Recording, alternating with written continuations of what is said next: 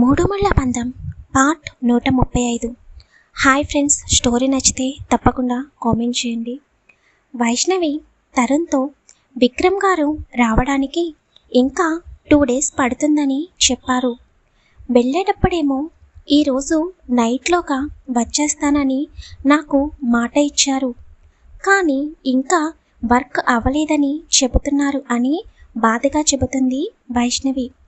దానికి తరుణ్ చిన్నగానే, సిస్టర్ నీకు బావ అంటే చాలా ఇష్టం కదా, బావని వదిలి నువ్వు ఒక్కరోజు కూడా ఉండలేవు కదా అని అంటాడు. అవును, నాకు కూడా అర్థం కావడం లేదు. విక్రమ్ గారు నాకు ఎప్పుడింత దగ్గర అయిపోయారో. నిజంగా విక్రమ్ గారు పక్కన లేకపోతే నాకు ఒంటరిగా ఉన్నాను అని ఫీలింగ్ కలుగుతుంది. అదే విక్రమ్ గారు పక్కనే ఉంటే ఇంకా ఈ ప్రపంచంలో ఎవరు వద్దు అని అనిపిస్తుంది. అంతలా అయిపోయారు నాకు అని అంటుంది వైష్ణవి. దానికి తరుణ్, సిస్టర్ నువ్వు బాధపడకు, బావ అక్కడ పని అవ్వగానే వెంటనే నీ దగ్గరికి వచ్చేస్తాడు. బావకి కూడా నీకు దూరంగా ఉండడం అస్సలు ఇష్టం లేదు. ఇంకా వెళ్ళిన పని అవ్వలేదేమో, ఏమో కంగారు పడకు, తప్పకుండా రేపటిలోగా బావ వచ్చేస్తాడు అని చెబుతాడు తరుణ్. ఏమో అన్నయ్య, నేనైతే విక్రమ్ గారి మీద బాగా అలిగాను అని చెబుతుంది. తరుణ్ చిన్నగా నవ్వి, మనసులో మాత్రం బావకి ఇంకా వైష్ణవిని చంపమన్న వ్యక్తి ఎవరో తెలియలేదా, కానీ బావ వెళ్తే తప్పకుండా వెంటనే పని పూర్తవుతుంది. ఒకవేళ ఇంకా తెలియలేదేమో, అందుకే టైం పడుతుందని చెప్పాడు అని మనసులో అనుకుంటాడు తరుణ్. వైష్ణవితో, మా బావ చాలా అదృష్టవంతుడు సిస్టర్, నీ అంతలా ప్రేమించే వ్యక్తి మా బావ జీవితంలోకి రావడం నాకు చాలా హ్యాపీగా ఉంది అని చెబుతాడు. దానికి వైష్ణవి చిన్నగా నవ్వి, నీ లైఫ్లోకి కూడా తప్పకుండా నిన్ను ఎంతో ప్రాణంగా ప్రేమించే అమ్మాయి వస్తుంది అని అనగానే తరుణ్కి వెంటనే ప్రియా గుర్తుకు వస్తుంది. దానికి తరుణ్ చిన్నగా నవ్వుకుని, ఏమో వదినా, చూడాలి, నిజంగా తనకి నేనంటే ప్రేమ ఉందో లేదో అని ఒక ట్రాన్స్లో మాట్లాడుతూ ఉంటాడు. వెంటనే వైష్ణవి, తరుణ్ నువ్వు ఎవరి గురించి మాట్లాడుతున్నావు, నువ్వు ఎవరినైనా ప్రేమించావా అని అడుగుతుంది. హా సిస్టర్ అని తరుణ్ అనగానే, ఎవరు ఆ అమ్మాయి అని వైష్ణవి సంతోషంగా అడుగుతుంది.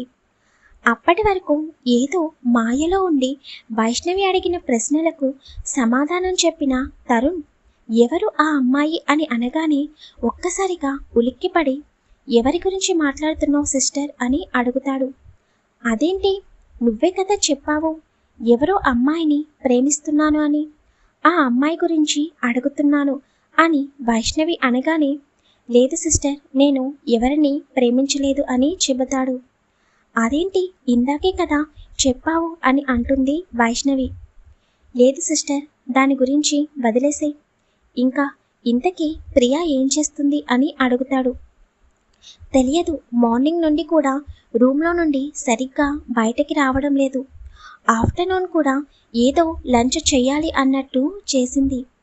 అడిగితే కొంచెం నీరసంగా ఉంది అని చెప్పింది అని అనగానే, సరే సిస్టర్, నేను ఒకసారి ప్రియా దగ్గరికి వెళ్ళి ఏమన్నా మెడిసిన్స్ కావాలేమో అడుగుతాను, నువ్వు వెళ్ళి రెస్ట్ తీసుకో అని చెబుతాడు. సరే అని చెప్పి వైష్ణవి రూమ్లోకి వెళ్ళిపోతుంది. రిత్విక్ వచ్చిన దగ్గర నుండి వైష్ణవిని ఎలా కలవాలా అని తెగ ఆలోచిస్తూ ఉంటాడు. వైష్ణవికి కాల్ చేస్తూ ఉంటాడు, కానీ వైష్ణవి ఎన్నిసార్లు ఫోన్ చేసినా కూడా లిఫ్ట్ చేయదు. రిత్విక్ ఫోన్ చేస్తున్నా కూడా వైష్ణవి కావాలనే లిఫ్ట్ చేయదు. ముందు రోజు జరిగిన దానికి విక్రమ్ ఎలా రియాక్ట్ అవుతాడో తెలియక కొంచెం భయపడుతూ ఉంటుంది. మళ్ళీ రిత్విక్ ఏదో ఒకటి చెప్పి తనని కావాలనే ఫ్లాట్కి వచ్చేటట్టు చేస్తాడని వైష్ణవి ముందుగానే ఊహించి రిత్విక్ ఫోన్ అటెండ్ చేయదు.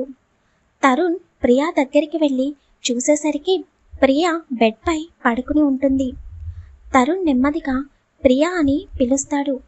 ప్రియా ఒక్కసారిగా కళ్ళు తెరిచి వెంటనే లేచి కూర్చుని, ఏమైంది తరుణ్ గారు, ఇలా వచ్చారు అని కంగారుగా అడుగుతుంది. హే ప్రియా, ఎందుకు కంగారు పడుతున్నావు? నేను నార్మల్గానే వచ్చాను. ఏమైంది? నీ రూమ్లోకి రాకూడదా అని అంటాడు తరుణ్. అయ్యో, అలాంటిదేమీ లేదు. ఇంత సడన్గా వచ్చేసరికి ఏం జరిగిందా అని కంగారుగా అడిగాను. వదిన ఇంట్లోనే ఉన్నారుగా అని అడుగుతుంది. ఆ సిస్టర్ ఇంట్లోనే ఉంది. నువ్వేంటి మార్నింగ్ నుండి అసలు రూమ్ నుండి బయటకి రావడం లేదు? ఏమైంది? ఇంకా నిన్న జరిగిన దాని గురించి తలుచుకుని నాపై కోపం చూపిస్తున్నావా అని అడుగుతాడు తరుణ్. అయ్యో, అదేం లేదు తరుణ్ గారు. కొంచెం హెడేక్గా ఉంటే దానివల్లనే రెస్ట్ తీసుకుంటున్నాను అని చెబుతుంది ప్రియా. నిజంగానా? ఆ విషయం నా కళ్ళల్లోకి చూసి చెప్పు అని అంటాడు తరుణ్. ప్రియా తరుణ్ వైపు చూసి విషయం చెప్పలేక తల కిందకి దించేసి ఏమీ లేదు అని అంటుంది. తరుణ్ ప్రియాకి దగ్గరగా జరిగి తన చేతులు పట్టుకుని, ప్రియా, నిన్న నేను కావాలని చెయ్యలేదు. అలాగే నీకు ఒక విషయం చెప్పాలి. ఇప్పటి వరకు నేను ఏ అమ్మాయిని కూడా ఇష్టపడింది లేదు, ప్రేమించింది లేదు. ఒక్క నీ విషయంలో నేను ఎందుకిలా రియాక్ట్ అయ్యానో నైట్ అంతా చాలా ఆలోచించాను. నువ్వు వేరే వాళ్ళతో మాట్లాడడం కూడా నాకు ఎందుకు నచ్చడం లేదో సరిగ్గా అర్థమయ్యేది కాదు. నువ్వు ఏడిస్తే నేను ఎందుకు చూడలేకపోతున్నానో కూడా మొదట అర్థమయ్యేది కాదు. కానీ ఇప్పుడు నాకు అర్థమైంది. నేను నిన్ను ప్రేమిస్తున్నాను.